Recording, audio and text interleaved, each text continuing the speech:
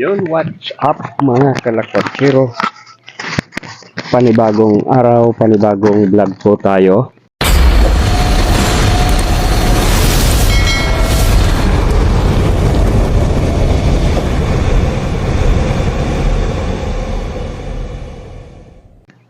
Okay, so eto po mga sisiw na to ngayon ay pang third batch na po yan. Okay, pang third batch ko po to. Bali 200 heads ang ating sisiw na nabili ngayon. Lamnan po natin ng 200 heads ito. Sa second batch ko may natira pa akong dalawa rito na ito yung mga bansot na pinalaki ko at ilang days na ba to? Hindi ko na matandaan. Hindi ko kasi nabilang, no? So, yan. Bali, apat yan. Yung dalawa kanina lang ay tinusino namin. Po. No, ginawa kong tusino kasi malalaki na po yan. Mahigit 2 kilo na. Mga 2.8 siguro. 2.5, 2.8. Okay, so update po ako ngayon. Ano po, kung bakit ako nag-video. May mga nagtanong, ano po, kung kumita nga ba ako sa aking mga alagang sisiw. Ayan. So, base po dun sa una kong batch, no, ay diretsuhin ko na lang po yung first and second batch ko. Yung first batch ko po na 100 heads ay kumita naman kahit papaano, ano po. Bali, ganito, ano po. So, kayo na po ang bahalang, ano, para doon sa mga gustong mag-alaga, no, lalo na sa mga OFW natin kasi nga dating OFW tayo. Sa mga OFW na gusto pong mag-alaga yung kanilang mga misis na naiwan, mister na naiwan dito sa Pilipinas, pwede po nating isabay ito. No, pwede kung meron tayong space sa ating bakuran. Kaya katulad niyan, dinugtungan ko na po yung kabila. Ayan, nagdugtong na po ako para dagdagan natin. So, basta ganito lang po yung setup natin, no? Pupwede yan kahit na maraming mga kapitbahay, wala pong kaamoy-amoy. Okay? So, diretso na po tayo. Kumita nga ba ako doon sa aking unang batch na 100 heads? Ang second batch ko po ay 150 heads. So, bali, ang diretsuhin ko na po yan, ang naging kapital ko po nung 100 heads. No, hindi ko na iisa-isahin. No, bali, sa isang daang heads nung una ay umubos po tayo ng 5 feeds, no? 2 booster hanggang sa naibenta na po lahat. Isang booster, 2 finisher, 2 starter at saka 2 finisher. No, gumamit po kasi ako ng finisher. So bali 5 ano po 'yan, 5 sako, no? So bali ang ginastos ko po kasama na yung sisew sa unang batch po natin ay 18,759.95 pesos. Yan po yung aking kapital lahat, no, hanggang sa maka-harvest na. Lahat na mga gamot, no, lahat, basta asin lahat. So, ang naging gross sales ko po noon ay 26,335. Okay, so yun po yung aking naging gross na binta. Ngayon, ang minus po natin yung 18,759.95 minus, yun yung kapital, ano po, minus gross sales, 26,335. So, meron po tayong gross profit na 7,575.5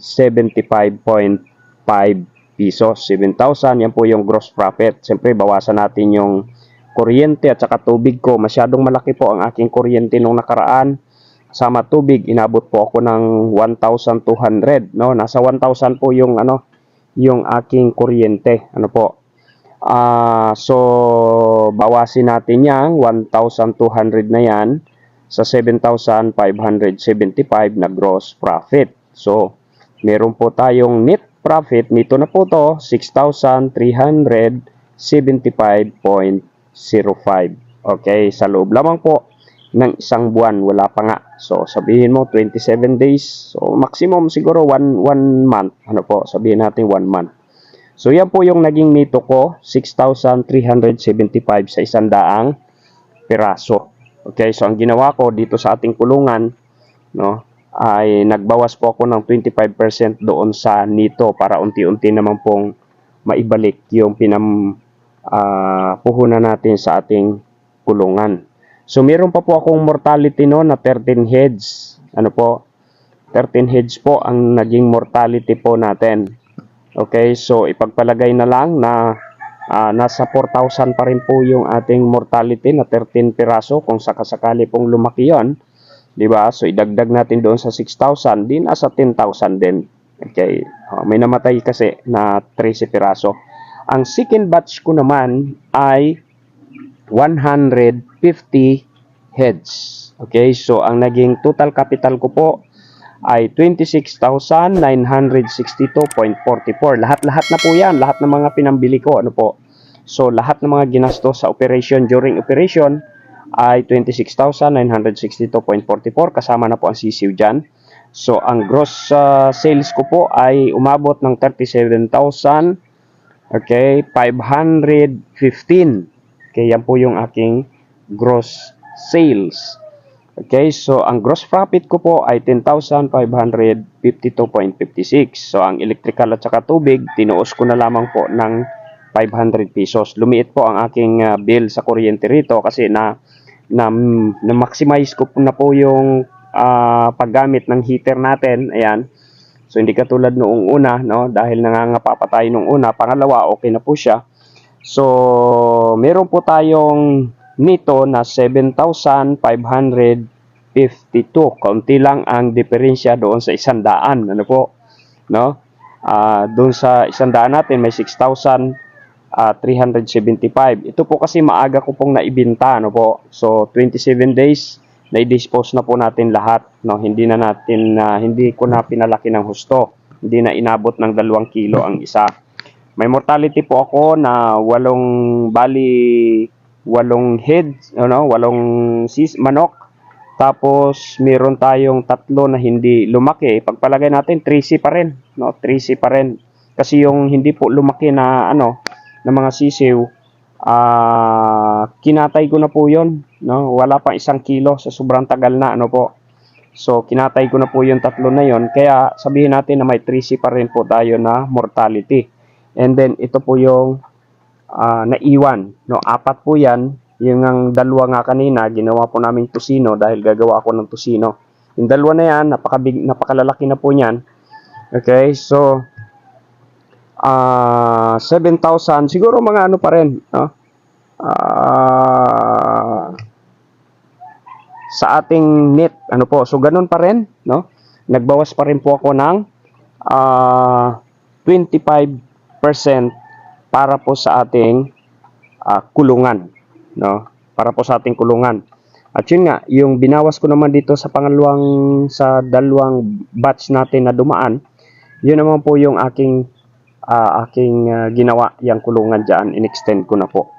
So, bali yun po yung yun po yung kinita natin sa first batch and second batch, ano po, na pag-aalaga natin ng manok sa loob lamang po ng 1 buwan. Yung naka-1 buwan sa ngayon po, parang 27 days lang yung second batch ko po, no?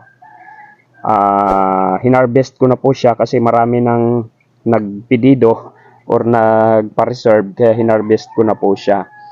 Ayun, so yun lang mga kalakwatsero, kayo na po ang bahala kung worth it ba na mag-alaga ng manok kung wala namang kayong ginagawa sa inyong bahay, no? Yung mga asa-asawa ng ating OFW, kung wala namang kayong ginagawa sa inyong bahay, walang trabaho, di ba? So bakit hindi? Pwede naman nating isabay po ito dahil hindi naman talaga siya pagkatapos mong magpakain sa umaga and then ganoon lang sa gabi, no? Pagkatapos mong magpakain, wala ka na rin namang gagawin. Ayan, maghihintay ka na lang ulit.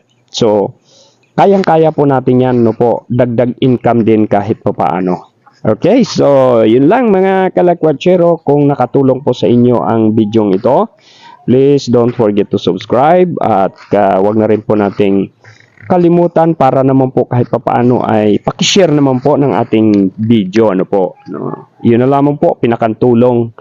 Okay? At siyempre, sana wag na rin po ninyong i-escape yung ating paisa-isang ads.